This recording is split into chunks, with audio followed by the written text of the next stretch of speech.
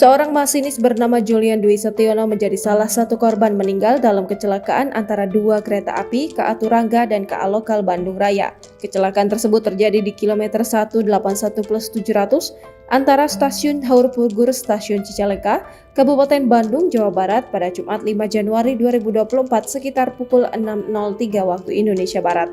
Akibat peristiwa tersebut, Julian Dwi Setiono yang merupakan masinis KA kereta rel diesel lokal pada Larang Cicalengka dikabarkan gugur. Postingan terakhir Julian di akun Instagram @julians pun dipenuhi dengan doa dari warganet. Sebelum meninggal, Julian diketahui sempat memposting video ceramah tentang kematian di mana ada kutipan, "Banyak orang yang hidup jasadnya tetapi mati hatinya, dan orang yang paling buruk adalah orang yang mati hatinya sebelum mati fisiknya. Orang kalau mati hatinya sebelum mati fisiknya, maka apapun yang dia perbuat tidak pernah mendatangkan kemaslahatan." Postingan terakhir Julian Dwi Setiono itu pun ramai dikomentari warganet. Banyak yang mendoakan kebaikan untuk almarhum yang telah gugur saat menjalankan tugas. Diketahui, akhir-akhir ini Julian memang nampak sering memposting video ceramah dari beberapa ustadz yang terkemuka di tanah air. Postingan religius ini seolah pertanda bahwa Julian akan pergi untuk selama-lamanya.